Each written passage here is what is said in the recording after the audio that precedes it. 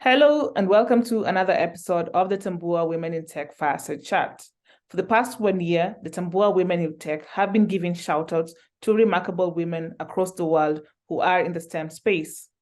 Now, today we are going to be joined by Buchi Michelle, all the way from Lagos, Nigeria, as she gets to share with us her story and how she got to where she is. Hello, Buchi.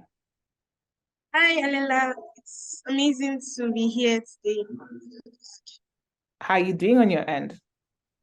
Fine, doing well and keeping up.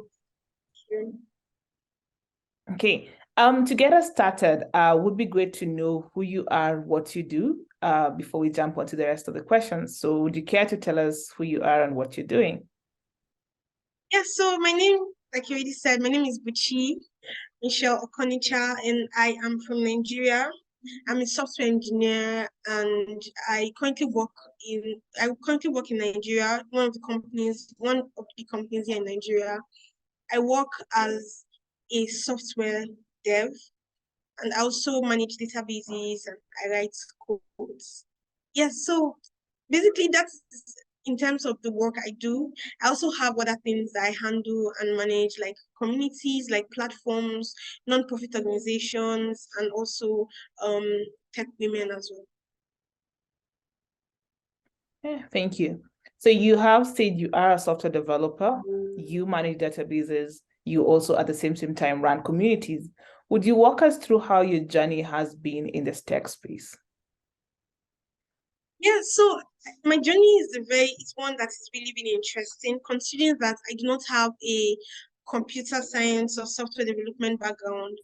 I just picked up software development based on inquisitiveness. Basically, I was just inquisitive, first of all, and then considering that I've always wanted to own applications, to build applications, and then the fact that I was really excited and curious about technology drew me into, first of all, the space technology, and then from there I decided to try out different things and check out what exactly I would really get intrigued with. And one thing about me is I get bored with regular stuff. So basically, there are some kind of goals that I cannot do because of how bored I will get eventually. Anything that is repeated or does not require me to be does not require me to sit and think deeply would get me bored. And that was really what dragged me into world of programming where I am today. And it's really been an exciting journey. It's been an interesting journey, starting off after school, down to NYC, and down to finally figuring myself out, getting started with open source. Actually got started with open source before I even started working.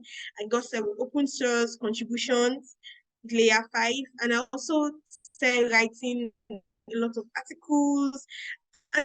And it's really been an amazing step. And from just being a developer, you can actually have a lot of impact and a lot of other things that you get to do and work with. Yeah. Wow. That's a lot. Non-technical background, now being a software developer, discovering yourself even after NYC, going all the way to now building communities. And you think it's an amazing journey, but some of the people that we have interacted with before, so that it's very, very difficult switching from a non-tech role or a non-tech, if you didn't have a computer science background, to now jumping straight into software development. Maybe would you tell us what made it easy? I know you've mentioned open source contributions, you're writing articles right now, but how exactly did you go about this?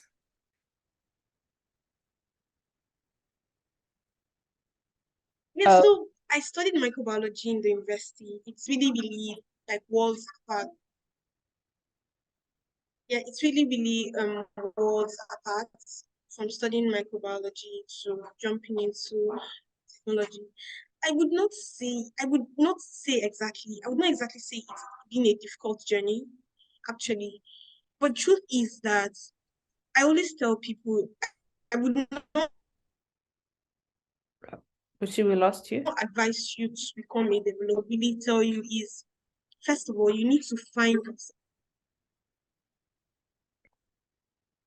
So yes, We lost. Moving from a background in microbiology. Okay, go ahead. Sorry. Okay. So moving from a background in microbiology to software development, I would not say it's exactly been I would not say it has exactly been difficult. I would say it's been adventurous. Because there's one thing I always tell people, it's one thing to be in tech and it's one thing to be a developer or to really find the exact space you need to be in. And you need to discover what you really like or what you really can do. Not everybody can handle coding, not because it's difficult, but because they just cannot handle it, or because it's not just as interesting as it is to another person. So you really need to find it. You can't, personally, I actually did a few other things. Initially, I wanted to do product design, I wanted to do product management and a few other things. But I would also say that you can test the waters. You might not have the luxury of time to test everything, but you can give yourself an opportunity to learn, to read up about these roles and about what these things require. And from there you can now know, okay, I can take this path and I can take this path. Yeah. Oh wow. That's interesting. Yeah. I think I like the fact that you have said that even when you were jumping into software development as a career path, you didn't just straight ahead settle for one. You actually tried out other things before discovering what kind of spoke to your soul. And I think one of the things is when you're switching from a non-tech role, and then you think like, okay, I'm going to be a software developer, and then it doesn't work out, then you don't think like maybe in this particular space, there's more than one path that you can follow. But here you're talking about you tried product design and other things, and now, yes, ended into software development. Congratulations on that. Now, I wanted to talk a bit more about now the challenges that you have faced. I know you've said it was not as hard switching because you're also adventurous, but in a space that is male dominated, are there any challenges that you have identified that even led you to being a Women Tech Makers ambassador? Yes, challenges I have. I remember there was a statement one person made, and from that time it has not even been one, it has been more than one person. When she it's actually a lady, when she saw me in my department, she was like, oh, you got this job because you're female, and like you're the first female in this particular department and every other person there is male, so they just said to you. Oh, I was shocked. I was like, so later when I went to sit and I was thinking, so you don't believe that I am able to do my job, or you think that it was a compensation because I am female? Now that's just one side of the story, because a lot of people also have that ideology that females cannot do technical things. When someone might need some help and a lady will be there, the guy will be there, they'll just want to go to the guy because they assume that the guy would be more, in quotes, more technical. And you also see people's posts on Twitter, on various social media handles, where they would make jest of girls in tech or girls in development and software development as doing the simple things and the guys doing the hard things. It's really funny because it's not like that at all. It really boils down to what you are able to do, and it's totally not dependent on gender. And that's really one thing that I try to put out there, and I try to let people know that it is not dependent on your gender. um in terms of what you can do or what you can handle. You can handle anything. You can code, you can do DevOps, you can do like whatever, everything you want to do.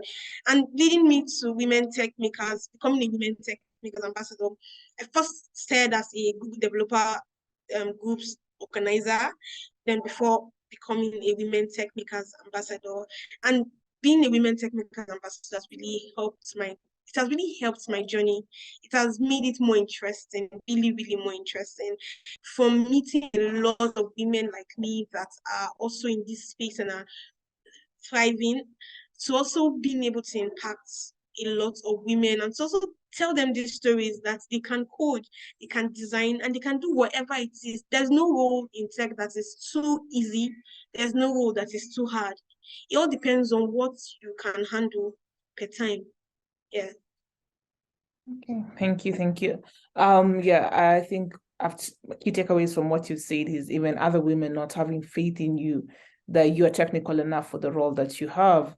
that could be a bit disheartening. So if you're getting started in that journey, yeah, and I like the fact that now you're motivating more people. Now, you mentioned being part of nonprofit organizations, leading some other fronts other than being an ambassador for the Women Tech Makers. Would you talk about that? Yes, so basically right now I have a community which actually started us off as a non-profit, Awika. Awika is a tech community that helps women, that helps men and women that are just getting started in tech to settle in, to find resources, and to network. I also mentor at Mentor Color, which is just a platform that merges mentors and mentees. So basically, people go there to find mentors and talk to mentors over coffee and all. And then I've also worked with She Code Africa as an involuntarily. I've mentored there for a few months, about 3 months. I've also served as a judge for some of their events, to judge and to help them check out the guard ones for their courses. And yes, those are like some of the organizations, non-profit organizations that I've also been involved in. Okay, And thanks. most recently, it's also, I would call it non-profit. Yeah, it's also a platform that enhances teenage girls and helps them to understand the different specs and different aspects of technology. Just really guides them and makes them more interested in becoming techies. Wow, wow. You are doing quite a lot in the tech ecosystem. How do you find the balance?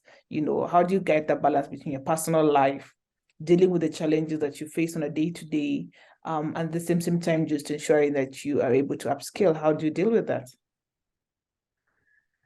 I would, if I say that if I say that finding a balance sometimes is a struggle, it's not a struggle, I would be lying. So yes, it is sometimes a struggle. Now, at some point after I had organized like a number of events, I'd organized a number of events. I'd spoken at five other events that were not even part of the ones I organized. After the period, I was overwhelmed. I had to tell the other people I was working with that I felt overwhelmed and I needed some space. We're supposed to take up other things, like run other programs for the communities and all of that, but I had to like take a break to really relax and also catch up with work. Because the more you do all these things, the more you have to really find a way to manage your time. And yeah, picking those things up again, it's really been, for me, these things are really an opportunity for me to impact people as much as I want to. It has always been my dream, and it's always been something I've been passionate about, to impact as many people as possible. But when I see that it's taking a toll on me, I can either draw back a bit and relax for a few weeks or a month or so, and then I get back. So finding a balance is very, very important. It's really, really important for everyone in their career. You have to, and one thing again, you have to ensure that what you currently do does not suffer. So for instance, now I am a developer. I do like a lot of things at the office. Nobody cares if you are running around or if you're traveling to organize events or if you're speaking at various events. You are still expected to deliver at work. And because of that, you cannot afford to be a mediocre. It is not something that you should even think of negotiating with. You cannot afford to be a mediocre. So you'd have to work extra, actually. You need to put in more effort into ensuring that you're growing at work. And you also need to put in effort to ensure that the impact work you're involved in is also thriving. So ensuring that you manage your time properly, putting exact hours to different activities, exact days to different activities, and also prioritizing your activities, knowing which to go for. So, for instance, now if you're invited to like 10 events, you can decide to speak at, let's say, 5 or 6 and leave the others. Not because you do not want to speak, but because you know that you need to have time for other things in your life. So, yeah. Wow, thank you, thank you. I like the points you've shared, in all honesty. Prioritizing is one of the things that's come top of mind. So if 1,000 companies ask you to show up. Of course, you're not going to be able to show up at all of them. And so figuring out where you need to be and also just putting your mental health as a top priority. Because I'm imagining if you accept 10 events and all of them happen to be on the same day, that would definitely take a toll on you if you're organizing, you're speaking, you're making an appearance. But I wanted to go back to your software development journey in particular. When you started moving from microbiology, correct me if I'm wrong. Yes, it's correct. You're correct. So switching from microbiology to software development as a career, are there any resources that gave you an upper hand or learning platforms that you leveraged on? Because I'm made to believe that self-learning could be a bit hard. Yeah. Would you talk about that? Yeah, so there's this thing they call tutorial help. A lot of people face that. However, I started with trying my hands around WC schools, free code camp, and then there was this training that really helped me to like really gave me give me heads up, which is Zuri training. I went through the Zuri training and then I went for the HNG internship. Those things really helped me to balance in, and I really was not faced with the whole tutorial help. Another thing that can help is, like I already mentioned, W3 Schools is excellent for getting started. It's so easy to get started with. Free Code Camp is also great. It has a lot of topics and teachings for you to learn and practicals that you can take up. And then from there, you could also try to ensure that you follow an exact scheme. So don't just jump to learn this thing from, if you're following free code camp, stick to free code camp. If you're going to Udacity, you stick to Udacity. If you're going to Udemy, and then there's also Reading School. So if you're sticking to Reading School, you need to stick to Reading School. So okay, yeah, thanks. And the good thing is something like W3 Schools is actually free and accessible to everyone who wants to. So you leverage on the online learning materials. You say there was a training, right? There was an in-person training, correct me if I'm wrong. Yes, although Zuri training is personal, but it's you'd have to like register, meet other people, you'd network. It's more like a school, like a virtual school, something like that. Yeah. Oh, okay. But good to hear about it again. I think that's the first time I'm hearing about the Zuri program.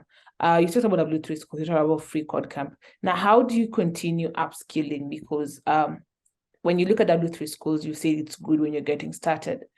Free Code Camp will help you to a certain point. Now, how do you ensure that the skills that you possess, because this is the thing, the tech space is ever changing, right? And content is being released each and every day. So how do you ensure you're able to keep up to date with what is being released in the ecosystem so that you're not also, Exactly. I am an avid learner. I think that's one thing that has really helped me. I'm totally enthusiastic about when something excites you so much. I'm excited. I'm excited by technology, like extremely excited. So that alone drives me to want to learn new things and jump on new things. So I'm basically trying to watch something that just got all out, or trying to like grasp some new technologies. I'm always up to date. Seriously, I'm always up to date with latest technologies, latest tools, with latest languages and all of that. And apart from that, considering that, like I already mentioned, mediocrity is not an option for anybody. Because you do not want to you don't want to be a mediocre, or you don't get to a point in your career that you become a mediocre. That alone should spur you to want to learn more. Learning more would require, of course, like I said, W3 schools is more of a beginner training. So at some point, you would not need that anymore. You could take courses on Udemy. You could learn other things related to your field. So, for instance, maybe you were writing front end before. You could start trying to learn about APIs, or trying to really, really groom yourself on your front end skills. You could there would always be something to learn in your programming journey. I think that's like the most interesting thing about being a developer, because there would never be a time that you'd say, I've finished learning everything. It's never going to be possible. except if you do not want to learn. But as long as you're really someone that likes to learn, or you give yourself to learning and growing, you would always find something new, something exciting. There's always going to be a bug in your code. There's always going to be something not running properly. You need to pick up some containers.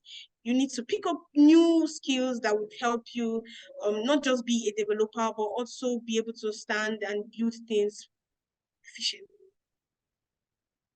Okay, thanks. I'm gonna start telling people mediocrity is not an option. The way you see it, I'm like, okay, yes, of course, if you want to achieve anything like in life, you need to put your mind to and put the best foot forward. Now we've talked about your self-learning journey, resources, the fact that you continuously learn each and every day. Maybe something to just ask is, not like a tech-related question, but what do you do when you can't handle it anymore? When it becomes too much? I know you said yes, you'll reach out to your team and tell them you need a break or something, but what do you do when you can't handle it? So sometimes when I'm overwhelmed or when I experience burnout, I could either, so it depends on the level of the burnout. Sometimes when I have burnout, I might not be able to use my system, as in I might not be able to, like, I cannot look at a system. I just take a break, or if I am able to like use my system, I might, or just go see movies, go out with my friends, go take a lot of ice cream, come back and rest a lot, play around, like call my loved ones as much, like talk to people that I really love and cherish. And yes, so that really helps me to keep myself in check when I start experiencing the whole drag. Yeah, the reason as to why I was asking is a lot of people assume that when you switch to the technical side, you become introverted and away from the society. But I think like that you mentioned friends, you mentioned going out and things like that, just keeping your social life active. But let's go back to imposter syndrome. When this person tells you that, although they don't have faith in it, they use that word, when they don't have faith that you could actually deliver. When somebody goes to ask the man a question that clearly you also had the answer to, are there any moments where it gets you like, or maybe I'm not good enough, or maybe they're right, does it ever get to your head? Yeah, so initially before I currently work physically. Before I started working physically. I used to work remotely. And then when I started working physically, it was sort of weird. I was scared. And one day I was talking to my colleague and I told him that the major reason I do not like physical work is because I'm scared that when they see that people would see my coding style and know that's not good enough. So that's one thing, the first thing. And and other times when people come, instead of coming to me to solve things, and then they move to my colleague or to my colleagues who are guys and girls, I just retain my cool. Sometimes they are like, why didn't you meet her? Then I just use that to joke. I'm like, she's not. They don't trust me. They don't trust me. That kind of stuff. But by the time they come and then I resolve those issues, they know that okay, they can come. I actually do not blame people for having that mindset, single story. Yeah, I do not. So the idea is just to ensure that as many people as come in contact with you know that you are capable, and it also puts out a story for other women. Because when you interact with me as a lady, I know that this person is really capable of doing what she can do. You would be confident enough to trust other women to deliver as well. So yeah, I put in my best foot. I put in my effort. I put in a lot of effort to ensure that not just for me, but for other women that are coming after me to have a strong landing, to be able to climb shoulders and know that they can stand strong.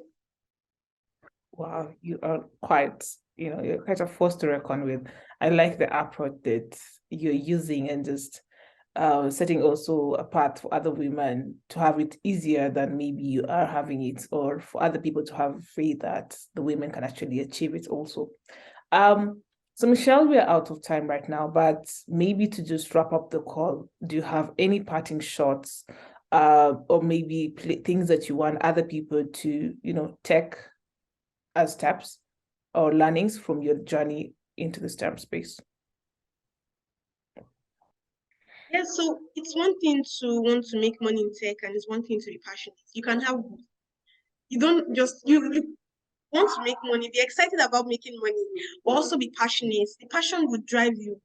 At those times when you are weary, when you are struggling, when you don't even have the money coming, the passion would keep you there. And I really advise people that hold on to your passion for technology and for learning, and programming, or wherever you find yourself. It would push you and to push you towards the money as much as you want it to. Also, you need to want more. You need to really want more out of life and out of things generally. Do not look beyond where you are and look beyond how things are currently around you. Push yourself as much as you can, as much as it's possible. Push yourself. Because you are all you have at the end of the day. And when the result starts to show, nobody cares how far the road, how far the distance was. They just care that you got to the finish line. So always put that in mind and push yourself as much as you can. Tell yourself every day, I can do this. I can do it. Wow. Thank you. Thank you so much, Buchi Michelle. We have had a lot of, inspirational words from you and a lot of learnings from your own journey, for somebody who was not from a computer science related field or a tech related space to now switching fully to the tech space, being a developer, managing databases, running communities at the same time. And just seeing you do a lot to inspire other women who are looking up to you. I believe there are a lot of those. So that was it from Buchi Michelle. I think we have had a lot, and I cannot wait to just see some of the achievements that she's going to be making and some of the women that she's going to be inspiring and hear the success stories. For this episode, it has come to a wrap. Hopefully you tune in for this and the next. If you would want us to give you a shout out, reach out to Tambua Women in Tech, and we would be happy to do so. For now, it's goodbye from our end. Bye. Bye.